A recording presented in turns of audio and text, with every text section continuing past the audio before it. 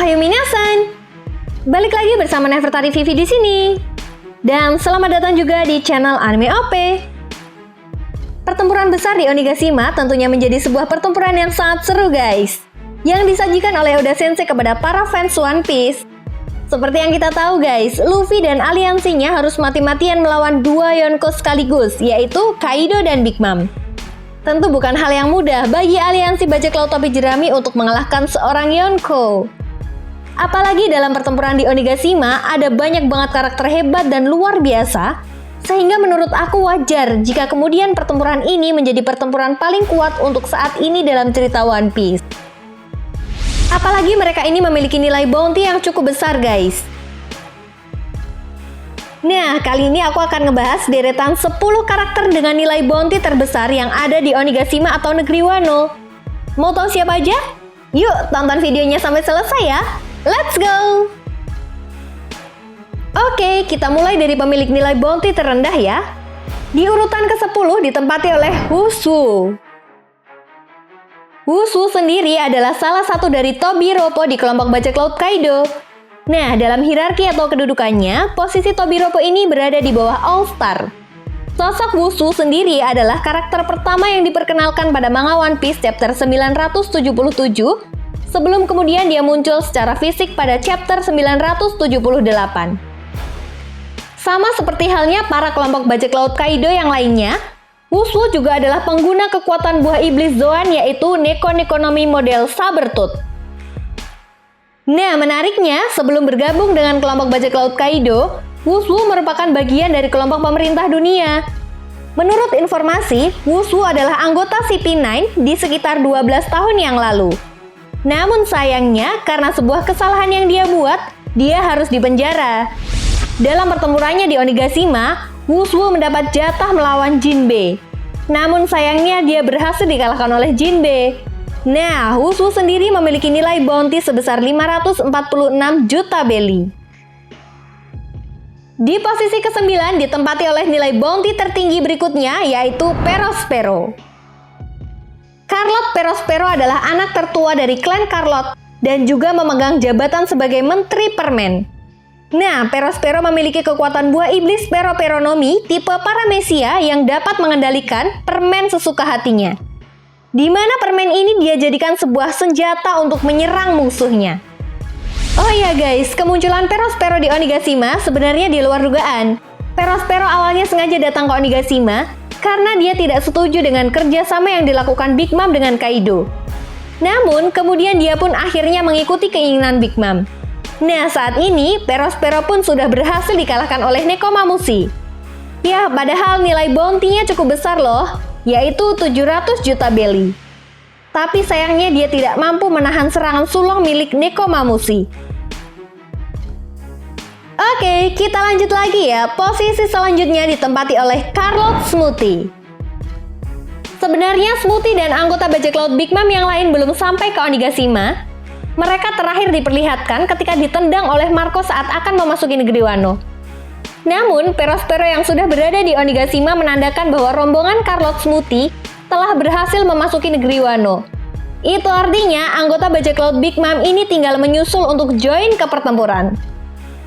Wah, tentu ini akan sangat menarik sih.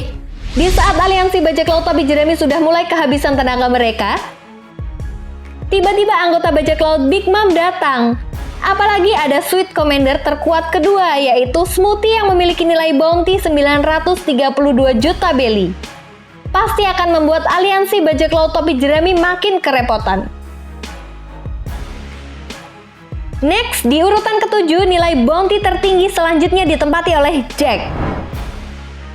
Jack adalah salah satu all-star di kelompok bajak laut Kaido yang memiliki nilai bounty di angka 1 miliar belly.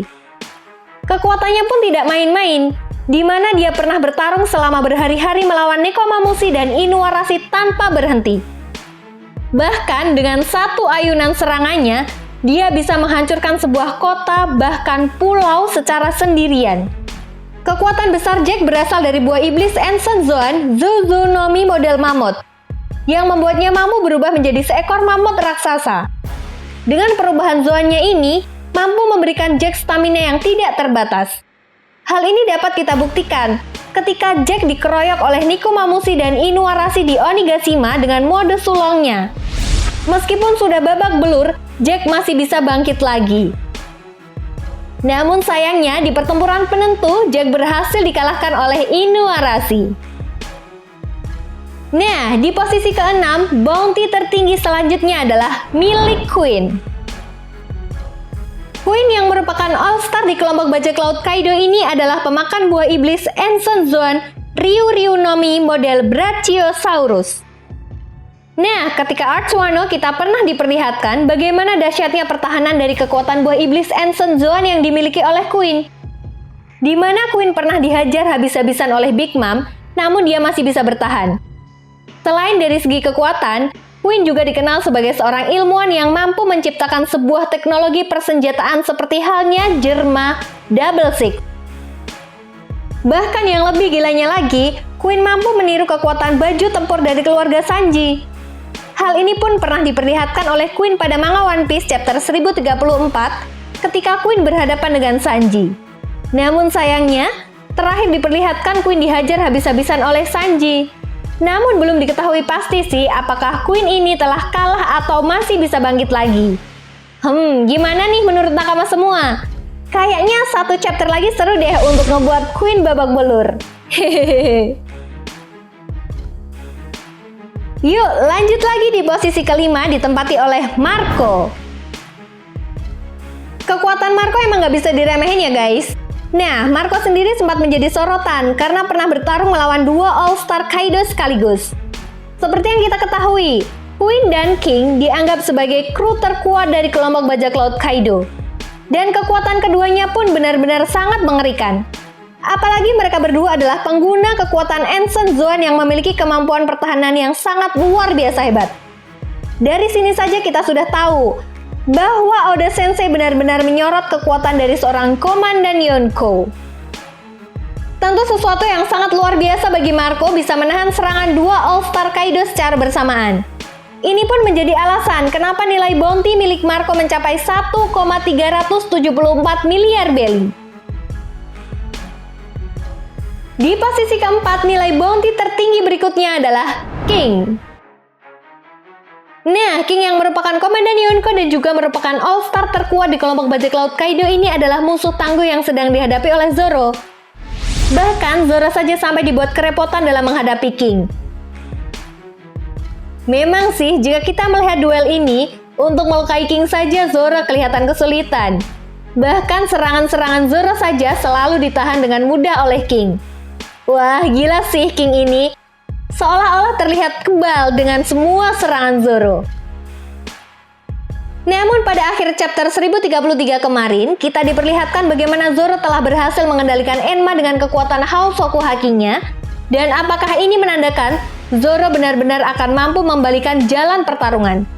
Tentu ini akan menjadi sebuah pencapaian besar bagi Zoro jika berhasil mengalahkan seorang komandan Yonko yang memiliki harga kepala sebesar 1,390 miliar belly. Oke, lanjut lagi ya. Di posisi ketiga, nilai bounty tertinggi berikutnya adalah Monkey D. Luffy. Bakat Sencho kita ini memang sangat luar biasa. Setelah mengacaukan Whole Cake Island yang merupakan sarang dari Yonko Big Mom, Luffy disebut-sebut sebagai seorang Yonko kelima oleh Morgan. Di mana hal ini pun membuat nilai bounty Luffy melesat dengan waktu yang sangat singkat menjadi 1,5 miliar belly yang sebelumnya hanya 500 juta belly. Nah, jika nanti Luffy berhasil mengalahkan Kaido, gak kebayang deh berapa nilai bounty yang akan dimiliki oleh Luffy. Menurut nakama berapa nih nilai bounty yang cocok untuk Luffy jika Kaido berhasil dikalahkan? Tulis di kolom komentar ya. Di posisi kedua ditempati oleh Yonko Big Mom. Yap, seperti yang kita tahu bahwa Big Mom ini merupakan kapten dari bajak laut Big Mom yang merupakan seorang Yonko atau kaisar lautan. Hal ini tidak mengherankan jika Big Mom akan menjadi seorang Yonko. Di usia 5 tahun Big Mom ini membunuh seorang raksasa dengan sangat mudah. Bahkan di usianya yang masih kecil, Big Mom sudah memiliki nilai bounty sekitar 50 juta belly. Big Mom juga merupakan mantan anggota bajak laut Roxy yang sangat ditakuti di eranya dulu. Nah, nilai bounty yang dimiliki oleh Big Mom sangat fantastis. yaitu 4,388 miliar belly. Nah, di posisi puncak memiliki nilai bounty tertinggi di Onigashima adalah Yonko Kaido.